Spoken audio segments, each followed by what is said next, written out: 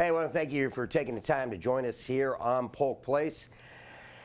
Well, after June 1st, that means hurricane season. If it's hurricane season, in the studio, that would be Paul Womble. He's Polk County Emergency Management Director. Welcome to the show. Thank you, Brian. Good morning. Hey, well, I want to talk a little bit. Obviously, hurricane season every year. We tell them, prepare, prepare, prepare. And if anything from last year, if we learned anything, wow, you can't prepare enough. Yeah, you just got to be ready. You never know. You know, hurricane season is 6 months out of our year, and we have severe weather in the winter, and just getting out of wildfire season in the spring. So there's always something, and you just want to make sure that your family and your business, you're ready as best you can be. We want to talk about the cone. In all actuality, the cone's kind of a warning, but in what you do with Polk County Emergency Management, talk to me about the significance of the cone, but more so about preparation.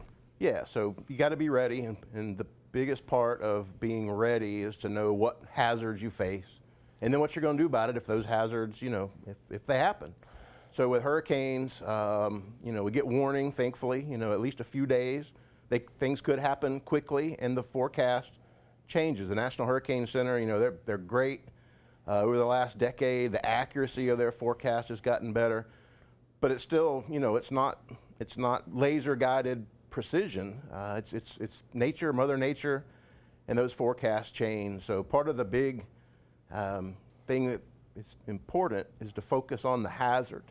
That cone of uncertainty, that shows where the center of the storm could be.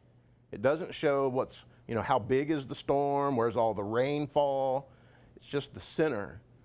So it's very important not to focus on the cone, focus on the hazards.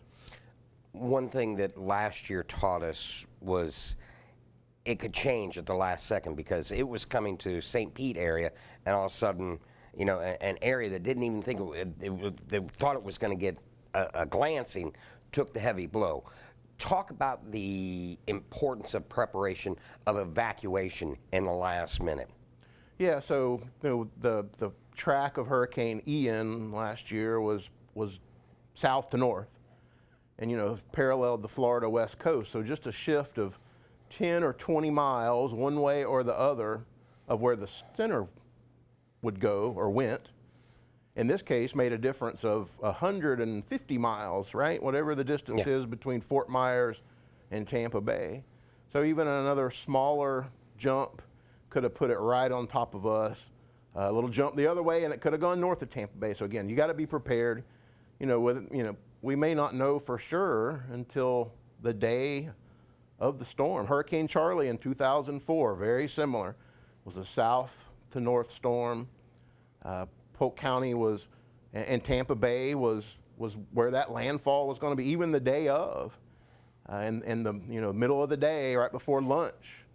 The day Charlie turned, and instead of making landfall in Tampa Bay, very similar to the path of Hurricane Ian, right up through, in that case, Charlotte County, right up Highway 17, and we all, if we were here or don't remember, we should look up what happened with Hurricane Charlie in 2004, right up through here in Bartow, eastern side of the county, high winds, tornadoes, lots of wind damage. Power outages for, in some cases, weeks. And those are the things that we have to be prepared for here. For those that might not know, talk about Polk County Emergency Management, what you guys do, and the thing that I'm impressed with is the amount of experience that you guys have with these. There's so much experience between you, Billy, and the rest of the staff that you get phone calls. You guys have been deployed. Talk about about some of the incidents that you guys, as a staff, not only here in Polk County, but throughout the state and even the southeastern part of the United States. We went to Mississippi after Katrina, and we've been to other places around the state. So yeah, unfortunately, we have a lot of experience. We've got a great team. Our job on a storm, right now, is to make sure everybody's ready. And by everybody, that's countywide, not just the BOCC, but we partner closely with our cities and the school board and certainly the sheriff's office, and Department of Health, a whole bunch of folks that make our program go. But when there's a storm on the way, our job is to coordinate, bring that team together countywide, and make sure that we're all working together, same set of objectives, that there's no, folks are informed, and that our job is to take those forecasts from the National Hurricane Center and the National Weather Service offices and figure out what's going here based on all that experience and what we're being told, because every storm is different. Mm-hmm. What's the best thing for Polk County? What do our residents need to do? What do we need to do as local government with all the partners to make sure that folks are safe and that we're ready? And then if the storm does strike, then we shift to recovery to make sure that people have the services they need. And if it's bad enough, like we saw in Ian, and we can get federal government programs declared by the president, and that opens up a whole series of cascading events to make sure folks can recover. Talk about the importance of getting the message out, of which we do within communications, but more so the residents and visitors of Polk County talk about the importance of following. Yeah, again, if there's a hazard, identify your hazards, know what to do when they occur, when they're going to occur. So with a hurricane, we've got some notice, but we'll put out advisories and our recommendations on what folks need to do. That's part of them having a plan. Don't wait until the storm's here to figure out what you're going to do. If you live in a mobile home, you need to seek shelter somewhere else.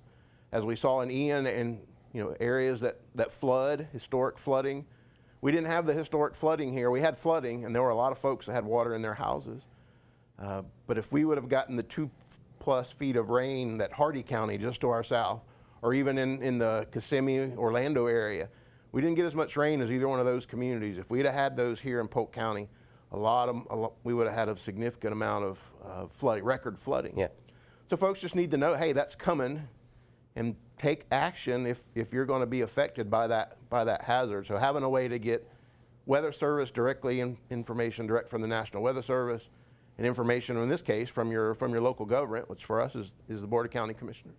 Whether it be shelter in place, whether it be heading to a shelter or a special needs shelter, talk about especially the shelter or the special needs shelter, of which you guys, in a partnership with Polk County School Boards and some other partners in there, the Health Department, talk about those briefly, if you would, please. Yeah, so the shelter program as a whole is for people that, they don't have a safe place in a storm. In Polk County, we do not have hurricane evacuation zones. Those are on the coast. But we still have high wind hazards. We have flood hazards. So, mobile homes, RVs, campers, or areas that historically flood. If that's you, then you need to have somewhere to go in a storm. Best case is a family member, someone from church, a friend. It doesn't have to leave their home. They may have done some things to strengthen their house with shutters, and they may have an emergency generator that's safe and can operate safely. That's your best choice. But if you don't have a choice, especially mobile homes and those that are some housing that high winds can certainly damage or destroy, we have the shelter program. So partnership with Polk County Schools. There's shelters all over the county.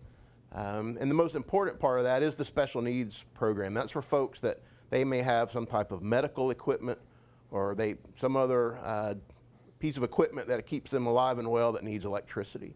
So those shelters have generators. All the other shelters don't have generators. But special needs shelters will have emergency power. We have a partnership with Citrus Connection. When they register, we ask folks to pre-register for that program. And they can do that by calling our office, 298-7000. And that way, we'll call them. Hey, there's a storm coming. If you need transportation, and we'll schedule that with Citrus Connection, and they'll come pick them up, take them to the shelter, because a lot of people don't have a way. Well, Paul, I want to thank you for coming in today, giving us the information, giving us the numbers. We hope that too. Yeah. All right, brother. Always good to talk to you. Thank you, Brian. Polk County Emergency Management wants you to be prepared this hurricane season. The Atlantic hurricane season runs through November 30th. You need more information on hurricane prep? Go to polk-county.net or give Polk County Emergency Management a call, 298-7000.